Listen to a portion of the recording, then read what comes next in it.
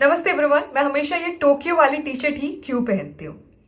मैंने आईआईटी पटना से अपनी बीटेक की, एक्सएलआरआई जमशेदपुर से अपनी एमबीए की और फिर मेरी शुरुआती तनख्वाह थी 30 लाख रुपए की।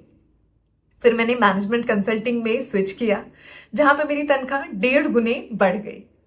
1.5 साल के लगभग मैनेजमेंट कंसल्टिंग में काम किया। फिर मैंने एआई की स्किल्स डेवलप की और फिर मैं सैन फ्रांसिस्को अमेरिका शिफ्ट हो गई, जहां मैं एआई के अंदर में काम करती हूँ और मैं इतनी तनख्वाह कमा लेती हूँ कि मैं चाहूँ तो हर महीने नया लुई विटॉन का बैग खरीद लूं।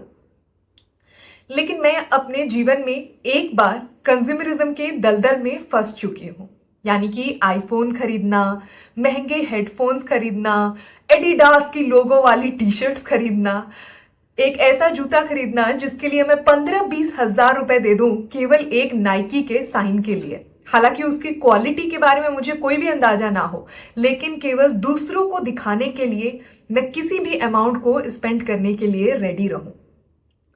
आज की हमारी जनरेशन कंज्यूमरिज्म की बहुत बड़ी शिकार है। ज्यादातर इन्फ्लुएंसर्स भी कंज्यूमरिज्म को ही प्रमोट कर रहे होते हैं, जिस वजह से हमारी नेक्स्ट जनरेशन के अंदर में भी ये दिक्कत बहुत ज्यादा पनप रही है। मैं इस दलदल से कैसे बाहर आई और आप भी ये 4 चीजें फॉलो करके कैसे इससे बाहर निकल सकते हैं। सबसे पहला है कंपैरिजन। अगर आप खुद को बस दूसरे की तुलना में अच्छा दिखाने के लिए या फिर किसी और के जैसा बनने के लिए कंज्यूमरिज्म का सहारा ले रहे हैं, तो फिर इसका कोई भी अंत नहीं है। उदाहरण के लिए, जब मैं अपनी एमबीए करने के लिए गई, एमबीए के अंदर में आप टॉप कॉलेजेस के अंदर में चले जाएं तो काफी स्ट्रांग बैकग्राउंड के बच्चे आते हैं।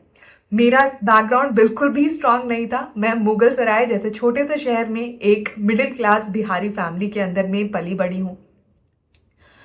जब मैंने बच्चों को देखा कि उनकी लाइफस्टाइल मेरे से कैसे बहुत ज्यादा अलग है, उनके पास महंगे फोन्स हैं, महंगे ब्रांड के लैपटॉप्स हैं, महंगे महंगे कपड़े हैं, उनको देख के मुझे लगा कि अगर मैं भी खुद को ऐसा बना लूं, मैं भी महंगे फोन्स खरीद लूं, महंगे कपड़े खरीद लूं, आए दिन रेस्टोरेंट्स में जाके खाना खाऊं, तो शायद मैं भी उनके जैसी बन सकती हूँ, मैं भी खुद को अच्छा दिखा सकती हूँ। लेकिन यहाँ पे जो मेरे अच्छे की डेफिनेशन थी वो बहुत ज्यादा गलत थी, क्योंकि फिर इसकी कोई भी अंत नहीं है। क्योंकि जब मेरी ग्रेजुएशन हुई तो फिर मेरे बैच के काफी सारे बच्चे इंटरनेशनल ट्रिप्स पे गए, क्योंकि उनका बैकग्राउंड अलग था, वो उस चीज को अफोर्ड कर सकते हैं। लेकिन आप खुद को जिनसे कंपेयर कर रहे हैं, उनका बैकग्राउंड, उनकी रिस्पॉन्सिबिलिटीज, सब कुछ आपसे बहुत अलग है। तो केवल कपड़ों के अंदर में तुलना करना मेरे लिए ये तो सही चीज बिल्कुल भी नहीं है। मैं अभी मेल्नो पार्क के अंदर में रहती हूँ। मेरे घर से 10 मिनट की दूरी पे मार्क जुकरबर्ग का घर है, मेटा के फाउंडर, दुनिया के वन ऑफ द सबसे अमीर आदमी। अगर मैं अभी अपने पड़ोसी होने के नाते मार्क जुकरबर्ग का कंपेयर करने लग जाऊं तो मुझे अपना घर बार सब कुछ बेचना पड़ेगा केवल उनके जैसी एक गाड़ी खरीदने के लिए। तो आप कब तक कंपेयर करेंगे? आप अभी स्कूल के अंदर में हैं, वहां पे आपने कंपेयर कर लिया, कॉलेज के अंदर में कंपेयर कर लिया, नौकरी में कंपेयर कर लिया, कितनी चीजों के अंदर में कंपेयर करते रहेंगे? तो कहीं ना कहीं आपको इस चक्रव्यूह को तोड़ के बाहर निकलना पड़ेगा, खुद को कंपेयर करना बंद करना पड़ेगा। और यही से हमारी दूसरी चीज इंपॉर्टेंट हो जाती है, जो कि है स्ट्रेंथ। आपको अपनी स्ट्रेंथ के ऊपर में काम करना है। आपकी इंटीग्रिटी क्या है, आप कितने रिसोर्सफुल इंसान हैं, आपको कितनी अच्छी चीजें आती हैं, आप कितने नॉलेजेबल हैं, उन चीजों से आपकी सोसाइटी में रिस्पेक्ट होगी और आपकी रिकॉग्निशन होगी। केवल एक आईफोन खरीदने से अगर दुनिया की हर रिस्पेक्ट मिलनी होती तो फिर इतनी मेहनत करने की जरूरत ही नहीं होती। हमारे अभी के समय में सबसे वैल्यूएबल चीजें क्या है? डायमंड है, गोल्ड है, और ये चीजें तप के बनती हैं, हाई टेम्परेचर के अंदर में बनती हैं। जो हल्की चीजें होती हैं उनकी कोई भी वैल्यू नहीं होती है। तो आप इन चीजों के पीछे में बिल्कुल भी ना भागे, क्योंकि इससे आपको मेटेरियलिज्म के अलावा और कुछ भी नहीं मिलने वाला है। कुछ क्षणिक आपको खुशी मिल जाएगी ज्यादा से ज्यादा, और लंबे समय में आपको इससे कुछ भी गेन नहीं होगा और नुकसान होगा पैसे का, जो कि हमारा तीसरा पॉइंट है, मनी। तो अभी के समय पे जब हम ग्लोबल अनसर्टेनिटी के अंदर में जी रहे हैं, जब एआई की वजह से इतनी ले ऑफ्स हो रही हैं, हमारा फ्यूचर इतना ज़्यादा अनसर्टेन है, गवर्नमेंट जॉब्स जिनको कि सबसे हाईली रिस्पेक्टेड और हाईली स्टेबल जॉब्स माना जाता था, इसमें भी एआई का डायरेक्ट इम्पैक्ट अभी दिखाई देने लगेगा।